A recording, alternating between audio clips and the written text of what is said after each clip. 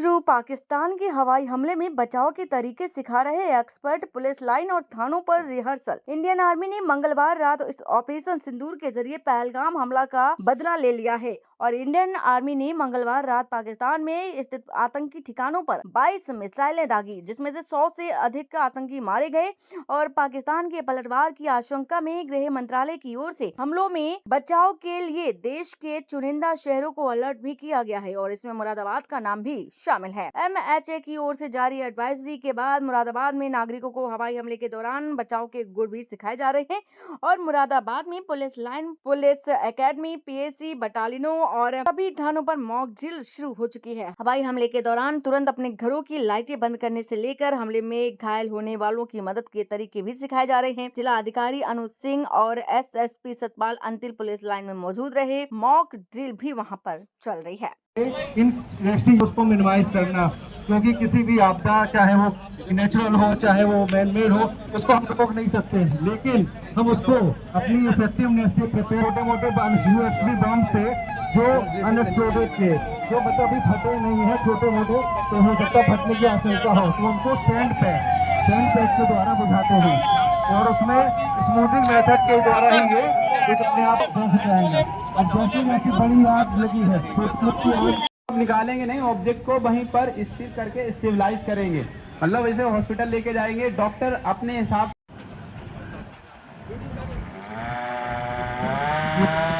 General public को public address system siren इसके द्वारा सूचना मिलती है। साथ ही साथ हमारे जो वॉलंटियर्स होते हैं वो क्षेत्र में हरी झंडी लेके तुरंत इसकी हवाई हमले की सूचना देते हैं। बेसिकली पब्लिश किया गया था उसी कॉन्सेप्ट पे, तो ये सायरन बज रहा है ऊंची आवाज में, जिसके कारण ये क्लियर हो रहा है कि यहाँ पर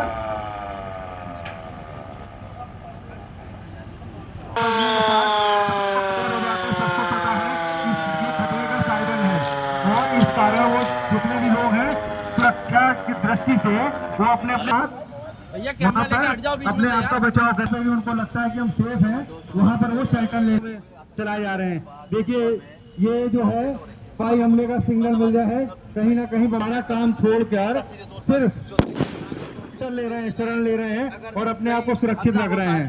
जो जहाँ पे जिस पे अटैक होगा, जो जगह पे वो अलग चीज है, लेकिन एक्सपोजर जहाँ पे इसका है वहाँ पे अपने आप को जनजीवन है वो हमारा रुक जाएगा। सिर्फ हम अपना स्थान ऐसी जगह पे लेंगे कि जहाँ पर हमें सेफ रहे। जैसे पता लगा है कि बम्बार्डिंग हो रही है, इस समय अभी भी बम्बार्डिंग चल रही है और इस तरह का सायरन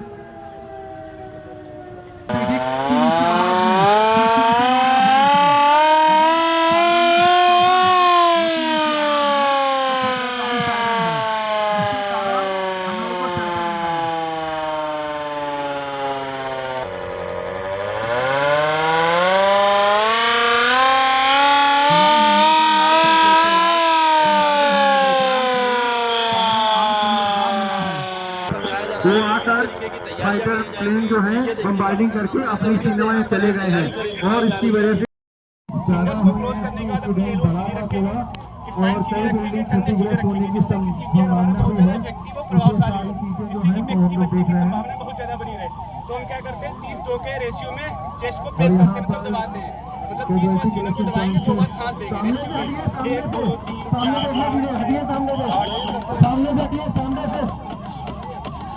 हेलो, किसी के साथ भी घटना घट सकती है तो इसलिए CPR मेथड आना चाहिए। कार्डियो पल्मोनरी रेसिस्टेशन मेथड होता है ये, और इसमें एक बार में 30 बार में चेस्ट पे प्रेस करते हैं और 2 बार हम उनको कह दो चारों कुर्सी से उठ जाओ, पीछे नहीं देख जल्दी कुर्सी से हट दिया जाता है क्योंकि वहां पर व्यक्ति की कंडीशन और ज्यादा क्रिटिकल हो सकती है।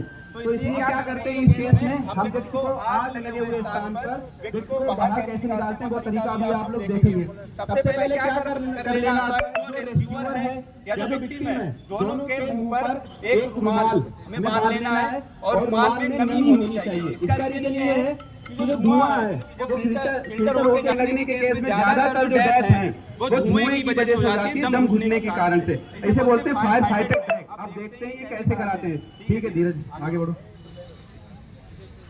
इसका रीजन कोई बता सकता है कि हम इस तरह से ही व्यक्ति को बाहर क्यों निकालेंगे? बैठ के ये होता है फायर फाइटर ड्रैग।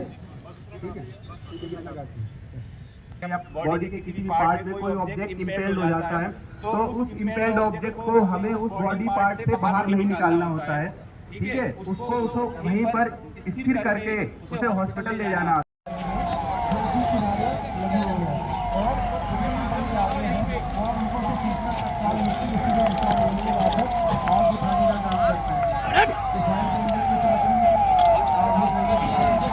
पानी आ जाएगा इधर आने।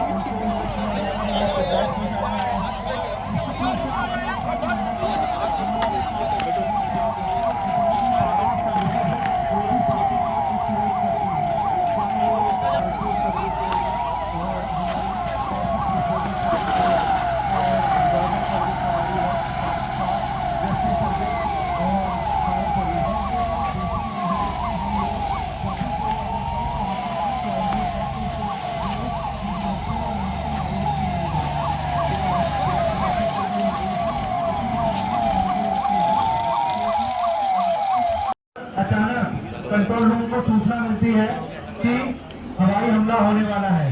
उसी के क्रम में जैसे ये सूचना हमारे कंट्रोल रूम को प्राप्त होती है तो सारा प्रशासन अलर्ट मोड पर आ जाते हैं और साथ ही साथ हम लोग सिविल डिफेंस के अंदर इंटरनल जो है जैसे हम लोग वार्निंग सिस्टम के द्वारा जो भी सूचना मिली है हम लोग बिल्डिंग जो है जर्जर हो चुकी है तो हमें देखने में लग रहा है कि बिल्डिंग गिर सकती है, तो क्या करना है, नीचे ला जाओ दिखाएंगे। तो डीसीएस मेथड का हम प्रयोग करते हैं। डीसीएस मेथड मतलब ड्रॉप कवर होल्ड। हमें पहले ड्रॉप कर लेना है, फिर अपने सर को कवर करना है।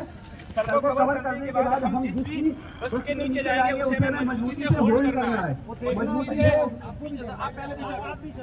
से होल्ड करके उसे अच्छे से होल्ड नहीं करेंगे और ऊपर से कोई वस्तु गिरती है तो वो वस्तु इधर उधर हो जाएगी और व्यक्ति के हमारे MHA के गाइडलाइंस के अनुरूप जो इंस्ट्रक्शन हम लोगों को प्राप्त हुए थे 7 तारीख को जो हमारे नॉन डिफेंस फोर्स मल्टीप्लायर जो जिले में उपलब्ध रहते हैं जैसे सिविल डिफेंस हो गए, NCC, NSS, नेहरू युवा केंद्र और हमारे डिज़ास्टर के जो स्पेशलाइज्ड हमारे फोर्स है SDRF, NDRF, उन सबको निर्देश प्राप्त हुआ था कि हमें जो वॉर लाइक सिचुएशन में जो सर्वाइवल टेक्निक्स होते हैं उसमें सबसे पहले हमें जो हमारे सिविल डिफेंस और NCC, NSS के जो वॉलंटियर्स हैं उन सबको ट्रेन करना है और उसके बाद ही इनके द्वारा जो आम पब्लिक है वहाँ तक इस सर्वाइवल टेक्निक को लेके जाना है। तो उसी के परिप्रेक्ष्य में आज हम लोगों ने एक मॉक ड्रिल का आयोजन यहाँ पे पुलिस लाइन में किया, जहाँ आप सभी लोगों ने देखा कि लगभग 45 मिनट चले इस मॉक ड्रिल में किस प्रकार से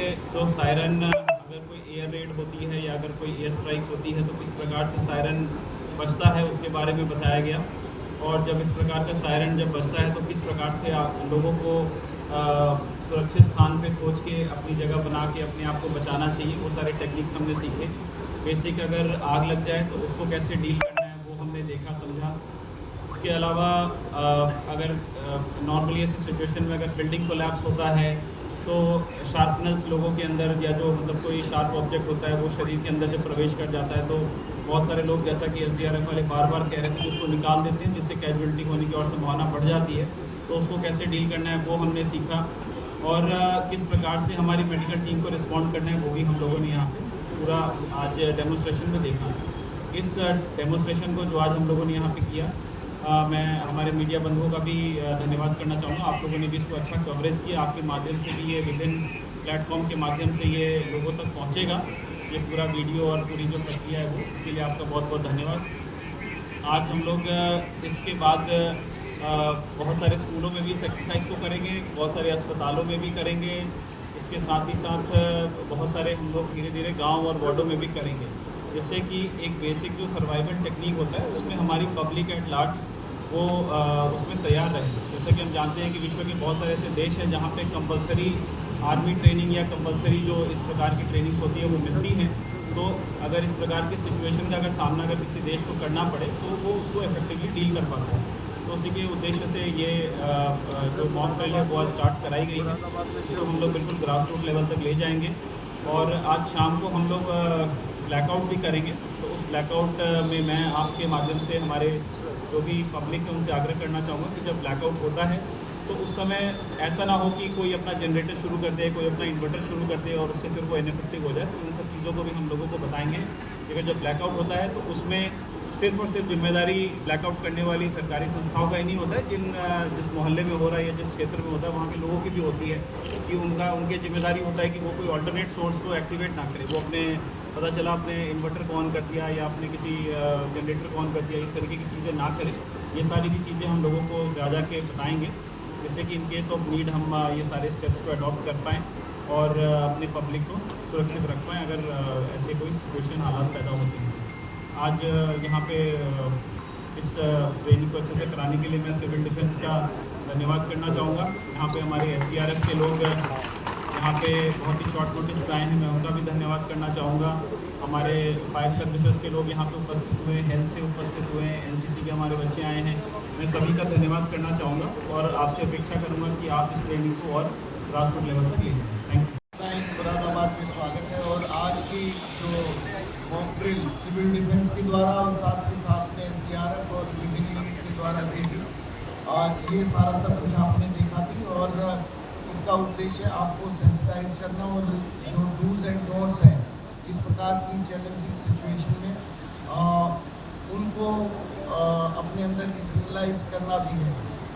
ये आज सभी मीडिया बंधु भी यहाँ पर हैं, तो मेरा आपसे भी निवेदन रहेगा कि आप भी अपने चैनल्स के माध्यम से, मीडिया के माध्यम से सभी जनपदवासियों तक ये सारी की सारी जो प्रोटोकॉल है, ये जो डूज एंड डोंट्स हैं उनको हर नागरिक तक पहुँचाएँ ताकि ज़्यादा से ज़्यादा लोगों को इस संबंध में पता चल सके कि किस प्रकार से सायरन बजने के बाद में क्या क्या कार्रवाई अमल में लाती है। और ये एक यूनिटी का प्रतीक है, ये एक स्ट्रेंथ का प्रतीक है, ये प्रतीक है कि हम सब लोग एकजुट होकर एक साथ किसी भी प्रकार के चैलेंज को फेस करने के लिए तैयार हैं। ये हमारी फोरसाइटनेस को दिखाता है, ये हम सब लोगों के अंदर एक जज्बे को दिखाता है कि अगर जो किसी प्रकार की कोई सिचुएशन आती है तो उसको प्रोफेशनली और यूनाइटेड तरीके से हम सब लोग उसको फेस करें। और जितनी भी हमारे डिपार्टमेंट्स हैं, जितनी भी यूनिट्स हैं, जितनी भी ग्राउंड पे फॉर्मेशन हैं, वो सारी की सारी इन प्रोटोकॉल्स का इन प्रोटोकॉल्स को फॉलो करते हुए अपनी अपनी जिम्मेदारियों का निर्वहन करें, चाहे उसमें सिविल डिफेंस है, चाहे उसमें फायर सर्विसेज है, चाहे उसमें मेडिकल इमरजेंसी है, चाहे उसमें UP 112 है, चाहे उसमें ट्रैफिक है। तो जो पूरा एंटायर सिस्टम है वो एक सारी चीज़ें हैं।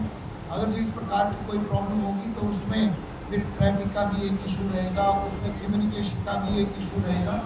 और इस संबंध में पूर्व में जिला स्तरीय सभी विभागों के साथ में, सभी जिला स्तरीय अधिकारियों के साथ में मीटिंग भी हो चुकी है। तो हमारा जो अब उद्देश्य होना चाहिए वो एक दूसरे के साथ कोऑर्डिनेशन, कम्युनिकेशन और इफेक्टिवली कितना ज़्यादा से ज़्यादा इन चीज़ों का हम प्रचार प्रसार एक डाउन द लाइन हर नागरिक तक कर सके ताकि हर कोई सेम पेज पर रहे और इन सारी चीज़ों को फॉलो करे। तो आज की इस ड्रिल के बाद में अलग अलग स्थानों पर भी इस प्रकार की ड्रिल आयोजित की जाएगी ताकि ज़्यादा से ज़्यादा लोग इस चीज़ को लेकर सेंसिटाइज रहें और उनको डूज और डोंट्स का पता चल सके।